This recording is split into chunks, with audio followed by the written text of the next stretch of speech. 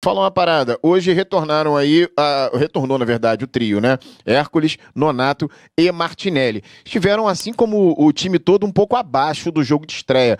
Você acredita isso aqui? De repente, a falta, sei lá, o primeiro jogo era um jogo super importante pela importância da concentração por ser um Borussia e esse talvez nem tanto. Tem a questão do calor, tem a questão de como joga o adversário, e aí?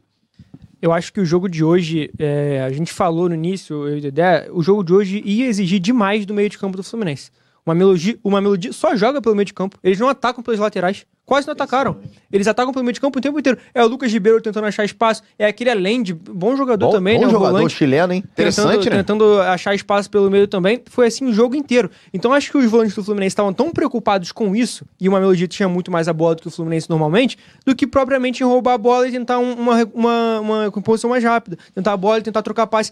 Eu acho que a trinca de volantes foi bem abaixo do que foi contra o Borussia, e aí depois os jogadores individualmente, eu acho que o Hércules foi bem abaixo do que foi contra o Sam, por exemplo. Foi. O Martinelli também. Concordo. Eu senti falta dos três volantes hoje. Sabe o que pega também, cara? Quando você joga com uma equipe que você nunca viu jogar, os caras que você não conhece, é complicado O também. time joga de uma forma muito peculiar. Você não sabe o que esperar daquele cara, entendeu, Vitão? Quando você joga, por exemplo, contra o Bragantino em Bragança, você já conhece o jogador do Bragantino, né? Isso. Você já conhece. Um Cruzeiro no Mineirão, você já sabe quem é aqui no Campeonato Brasileiro. Você vai jogar um jogo desse, você não espera que o cara faça uma jogada, e o cara acaba fazendo, que pra ele é fácil, a gente acha que é difícil. O que o Allende controlou o jogo foi absurdo. Foi absurdo. Ele controlava todas a posse de bola uma melodia, ele conseguia trabalhar, tocar. Não, o meio de campo dele não era um meio de campo pegador, né? Aquele meio de campo tinha aquele cão de guarda. Mas os caras, tão comigo não tá, só no 25 centavos. 25 entendeu? centavos. Uma melodia foi um time que teve muita posse de bola, mas de novo, no segundo tempo eu não lembro de uma grande chance de uma melodia. Não sei se vocês vão lembrar. Cara, então, isso se conecta com aquilo que a gente estava falando, Dedé, do domínio territorial, mas pouca efetividade. Eu acho que o Fluminense não deu espaço do segundo terço para trás. A zaga do Fluminense conseguiu ficar bem posta ali, e o meio de campo não deu espaço para eles jogarem depois ali próximo da área. Dito isso, o Fluminense ficou muito encaixotado lá atrás. O Fluminense, quando queria sair, tinha muita dificuldade. Era o Canóbio errando o passe aqui, era o René não conseguindo dar progressão também, os volantes não conseguiam. Cara, a quantidade de vezes que a gente rifava a bola, né? A quantidade de vezes que a gente viu os jogadores do Fluminense recuperando a bola, que tinha o outro lado livre, e eles não viravam. Quando o Cano virou aquela bola, a gente comemorou. É verdade. Porque não estava acontecendo o tempo inteiro. Eles dão aquele pé de pressiona, Vitão, e aí o Fluminense, pra quebrar essa linha, tinha que virar. E poucas vezes teve a hora que a gente gritava que vira, né? E ninguém virava. Então, assim, os caras estão... os caras estão na seleção africana. Mas o que é a seleção africana dentro de um cenário mundial? A gente não conhece os caras. Sabe que tem qualidade, né? Como o Sam da Coreia, né? Os caras são na seleção lá. Então, assim, mas são jogadores que a gente não tinha muita percepção. Até o brasileiro a gente não conhecia, pô. A gente foi conhecer mesmo hoje, né? E o Cauã que é mais Fluminense, né? Pô, jogador que pode ajudar. Realmente, pelas características dele. Os scouts tem que olhar. O Fluminense gosta de contratar jogador que pega em competição internacional. O Cauã falou assim, não briga com ele não, porque ele pode vir pra cá. É o cara que tem soco na cara dele. Cauã tem informação que a gente não tem, pô. Olha aqui, o Cauã falou uma parada, Dedé, que é interessante, eu quero perguntar ele pra ele também.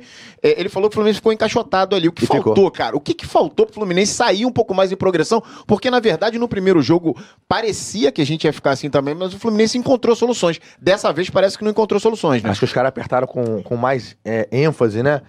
E aí você não tem um jogador como o Ganso, né? É um jogador que pensa, que antevê o jogo, né? Então, se tanto o Nonato, Martinelli e o Hércules, eles veem o jogo. O Ganso, ele tem uma posição diferente. Mas nesse momento, o Fluminense tinha que entrar com esses jogadores mesmo, entendeu?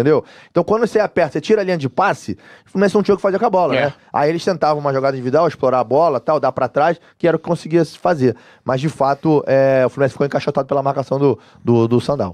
O Cauãzinho, faltou, de repente, o Nonato pra arrastar essa bola, pra chegar um pouco mais à frente? O que faltou, na sua opinião? Eu acho que faltou um entendimento maior no meio de campo do Fluminense, cara. Assim, foi o que a gente comentou. O Mamelodi, ele gosta muito de povoar o meio de campo, tanto pra atacar quanto pra defender. Sim. Eles jogam com dois volantes que não são porradores, não são aqueles... Não tem nenhum cincão porrador, né? Como o pessoal gosta de falar. Não tem nenhum jogador com essa característica. Então eles gostam de povoar ali, porque eles sabem que se ficar no mano a mano, vai ter dificuldade. Sim. E o Fluminense teve muita dificuldade pra trocar passes de forma rápida, como fez contra o Borussia, por exemplo. Não é nenhuma crítica ao Cano, obviamente, só não é da característica dele. Quando essa bola era jogada pra cima, né, o Fábio, o Freitas, o Ignacio, o Fluminense tinha muita dificuldade de conseguir dominar ela, de conseguir fazer uma jogada em progressão, porque não tinha um pivô. E eu não tô nem falando que queria o Everaldo no Cano, não. Só você perde uma característica pra ganhar outras. Tanto que o Cano, num desmarque ali, quase fez o gol. Foi uma atuação muito abaixo. O Cano teve um jogo ruim, assim, de novo. Mas porque o Fluminense também não cria, né? Não cria. Você tem que criar pra ele, né? Ele quase fez o gol, foi na trave. Na maior característica dele que é se desmarcar. Ali, né? Ele chutou de um jeito que o cara não esperava. Quando o cara machucou, né? Quando o Aras cruzou, eu pensei que foi um cruzamento horrível. Só que o Cano apareceu ali do nada. É verdade. Mas foi um time com muita dificuldade de sair de trás, o Vitão. Olha aqui, temos entrevistas aí nos arredores, tanto lá de Laranjeiras quanto também de Copacabana.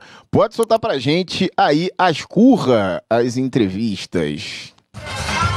É isso, galera. Final de jogo aqui agora, na Fanzone. Tô aqui com a Isabelle, que assistiu o jogo aqui. Isabelle, podia ter sido com um pouquinho menos de sofrimento, né?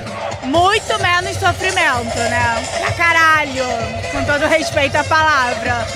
Mas não precisava. Eu acho que a gente poderia ter feito um outro jogo mais fácil, até pro coração dos tricolores, assim. Mas pelo menos o empate é uma coisa boa. O Fluminense classificou, né? E agora, 10 horas, tem River e Inter de Milão. Se empatar é River, quem ganhar a gente pega. Tem uma preferência de quem pegar? Tenho, eu prefiro pegar o Inter. Prefere pegar o europeu de cara? Prefiro, pra bater em europeu, né? Então é isso, 10 horas torcer pra Inter então, né? E qual foi seu sentimento, pergunta bem específica agora, qual foi seu sentimento quando você viu naquele telão ali o Cano sair pra entrar o Everaldo? Eu quero que o Everaldo... Calma! O recado foi passado, beleza. Vai daí, galera. Louco da cabeça! Lá não me interessa! Lá. Deixa. Vem cá. Tô aqui com o Márcio Fock, Yang Flu. E eu quero saber uma coisa. Foi muito difícil pro coração aguentar esse jogo, né, meu amigo? Emoção direta, muita emoção. Porque nós fomos o último time brasileiro a disputar essa classificação. Então nós tínhamos a obrigação para não ficar de fora. E vou te contar aqui uma coisa. Você achou que o Fluminense pecou em alguma coisa, faltou alguma coisa para conseguir essa classificação de forma mais rápida, mais fácil? O Fluminense sofreu bastante, né? Podia ter partido mais para dentro, botar o time titular, botar para torar, botar para ganhar logo. Mas vamos confiar no nosso Renato Gaúcho, vamos confiar na nossa equipe e vou te dizer, hein? Bicampeonato mundial tá pintando, hein? Aê, é isso. Galera animada aí, tanto em Copacabana quanto também em Laranjeiras. Vamos falar um pouquinho agora do setor de ataque, Dedé. O ataque do Fluminense que hoje começou com a mesma formação, quer dizer, com a mesma formação, né? Começamos com Cano no meio, começamos com Ares e começamos com o Canóbio. Muito obrigado, Dedé